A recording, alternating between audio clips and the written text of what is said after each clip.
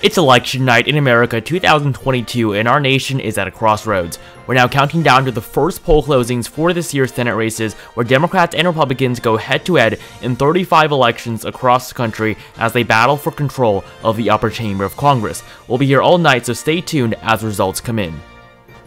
And now before polls start to close at 7, here are our latest generic ballot numbers. According to our most recent poll of polls, Democrats currently sit at 45% support, Republicans slightly ahead at 46%, but well within the margin of error. And when looking at the approval rating of President Joe Biden, currently 44% of Americans approve of the job that he's been doing in office, while 53% of Americans do not. Definitely not the best numbers for Biden going into these midterms as he is underwater, but much better than where he was just a few months ago. It is now 7 p.m. here on the East Coast, and we have our very first poll closings of the night, with polls closing in the states of Georgia, Indiana, Kentucky, South Carolina, and Vermont. In Georgia, we can project that Raphael Warnock is the projected winner. He will defeat Republican Herschel Walker, who has run a very weak campaign against the incumbent Democrat. Warnock will now become the first black senator to ever be elected to a full term, representing Georgia in the upper chamber of Congress, and this means that Warnock has won over a majority of votes, barely enough that he needs to avoid a runoff against Walker. In Indiana, we're now projecting that Todd Young is the projected winner, and he will defeat Thomas McDermott Jr. Even though this was a surprisingly close race, Young will still win his second term in office. Rand Paul will also win his second term in office representing the state of Kentucky in the U.S. Senate as he defeats Democrat Charles Booker. We also have a win for Tim Scott in South Carolina as he fends off a challenge from Kearsarge Matthews. And finally, in Vermont, Peter Welch will succeed Patrick Leahy to become only the second Democratic senator to ever represent the state of Vermont in its over 200-year history. And so after our first poll closings of the night, Democrats currently have 38 seats and Republicans at 32, with 30 seats that remain to be called. And of course, this comes after Democrats have a big win in Georgia. This will definitely boost their chances at maintaining their majority, but we're still a long ways away from knowing who is actually going to win that Senate majority. The time here on the East Coast is now 7:30, which means that we have our second poll closings of the night, with polls now closing in two major races in the states of North Carolina and Ohio. First up, we have a big win for Republicans as Ted Budd is elected and defeats Cheri Beasley in the Senate election in North Carolina. Budd will now succeed Republican incumbent Richard Burr, who will be retiring early next year. Budd is currently a member of the House and will now progress up to becoming a senator in January of 2023. And so he will win a majority of the vote. Cheri Beasley at 46.2%, Budd at 50%, a definitive victory for the Republicans here in the Tar Heel state. And we have another big win for the GOP as J.D. Vance is elected over Tim Ryan in Ohio. J.D. Vance will join Sherrod Brown, becoming the second senator from the state. He will now succeed Rob Portman, and of course, this is a big win for Republicans as Tim Ryan looked like he was approaching the numbers for Vance, especially in a state that has been shifting more and more to the right over the last couple of years. But J.D. Vance will barely get to a majority in this election, is actually closer than the one in North Carolina, but J.D. Vance did pull it off. He is now the new elected senator from the state of Ohio.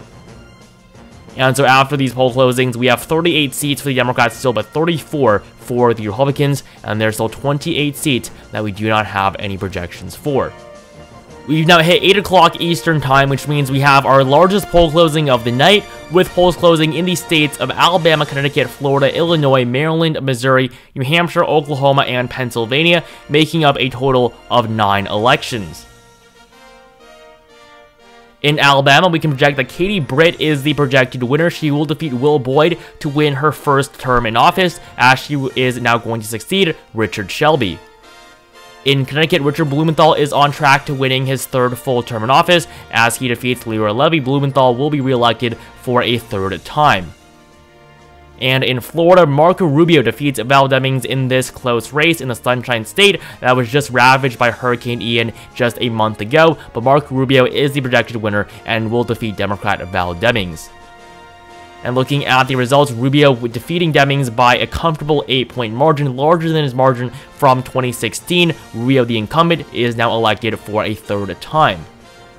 And in Illinois, Tammy Duckworth will be re-elected for a second time, as she first won her first race in 2016 against Mark Kirk, but this year Duckworth will defeat Kathy Salvi to win her re-election.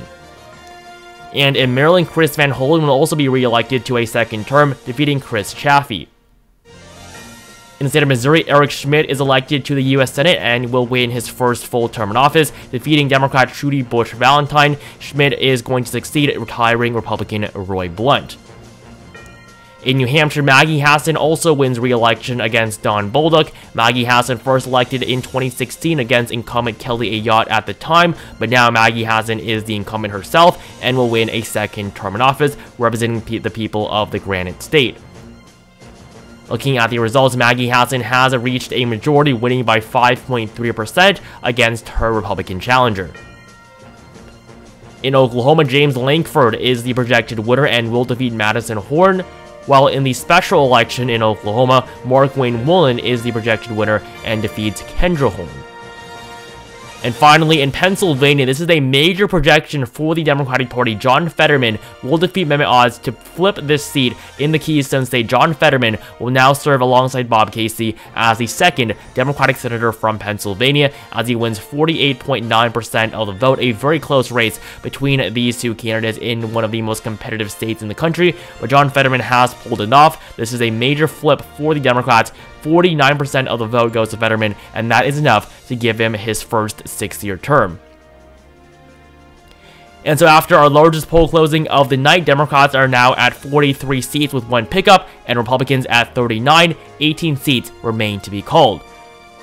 And here is the Senate map as it stands. 51, of course, to control, 50 technically for the Democrats, as they do have the vice presidency, but right now, Democrats are doing well with wins in both Georgia and Pennsylvania. And now it is finally 8:30, which means we can make our one call in the state of Arkansas, the only state to have its polls close at 8:30. And so in the state of Arkansas, John Boozman is going to win his re-election against Natalie James. This is an easy win for the GB. John Boozman re-elected to a second term in office, representing the solid red state of Arkansas. And so this gives Republicans now 40 seats, and now we have 17 states that remain to be called.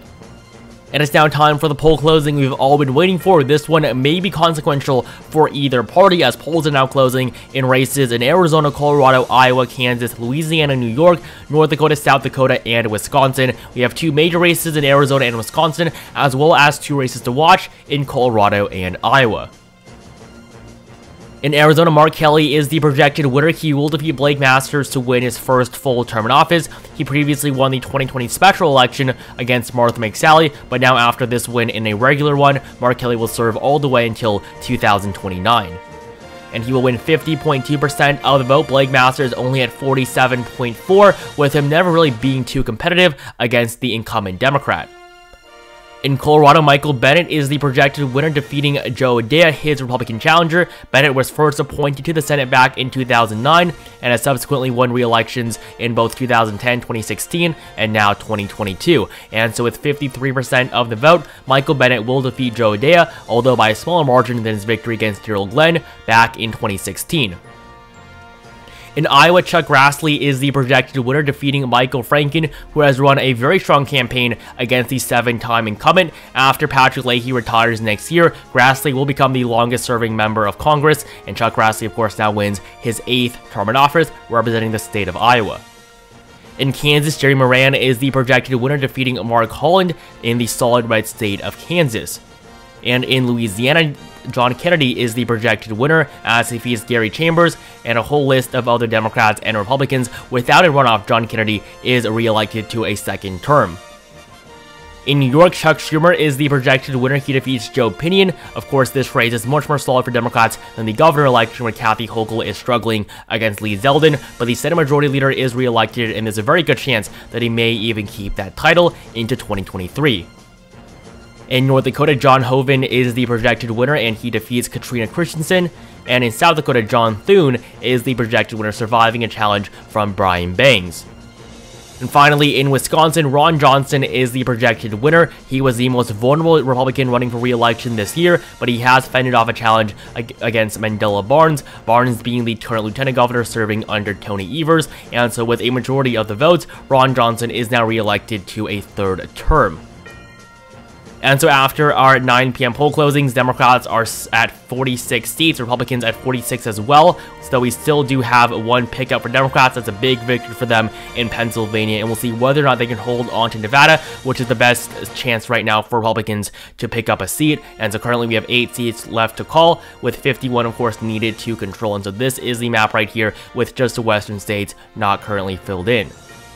We are now 2 hours from midnight EST, and we have our poll closings now from Nevada and Utah. Nevada being the best state that Republicans have a chance at flipping tonight. And so in the silver state, we can project that Adam Laxalt is the projected winner. He will defeat Catherine Cortez Masto, the incumbent Democrat, after just 1 term in office. Masto has been voted out, which means that Laxalt is the first Republican to win a Senate election in Nevada since back in 2012. This is a major win for the GOP and probably will be their only pickup of the night, unless they can make something magically happen in Washington. And so Laxalt, with 47.9% of the vote, has been elected to become the new U.S. Senator from the Silver State, succeeding Catherine Cortez Masto.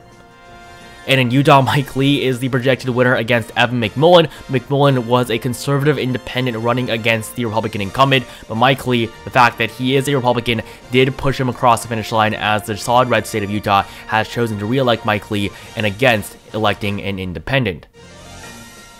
And so this puts Democrats now behind at just 46 seats, Republicans at 48, with both parties now having a single pickup. We have 6 races remaining, and these 6 will determine the balance of power after these midterms. And it's now 8 p.m. in the west, 11 p.m. here on the east, which means we can make projections in California, Idaho, Oregon, and Washington, the 4 final races left to call in the continental United States. So in California, we can project that Alex Padilla has been re-elected to his first full term after being appointed just last year by Governor Gavin Newsom after Kamala Harris became the vice president. And so with this victory, Democrats will hold on to their seat in California. Alex Padilla will serve until at least 2029. In Idaho, Mike Crapo is the projected winner. He will win his 5th term in office, defeating Democratic challenger David Roth. In the very solid red state of Idaho, this race was not really too close at all. Mike Crapo easily re-elected. We also see Ron Wyden easily re-elected in Oregon against Joe Ray Perkins, a far-right candidate. Wyden has been elected over the last 3 decades and will continue to do so this year in his home state of Oregon. And finally, in Washington, despite Tiffany Smiley running a strong campaign, Patty Murray has been re-elected by a pretty solid margin to a 5th term, representing Washington and the United States Senate. And so this means that after the 11 p.m. poll closings, Democrats have 49 seats, Republicans at 49 as well, with both parties currently having gained 1 seat, and now 2 seats remain, and these 2 seats will determine whether or not Democrats will be able to hold on to their narrow majority. We are now in a new day, as it is officially 12 a.m. Eastern Time, which means we have our poll closing from Hawaii, which has moved back its poll closing time for the midterms, and this will be the first race that we call on the 9th of November.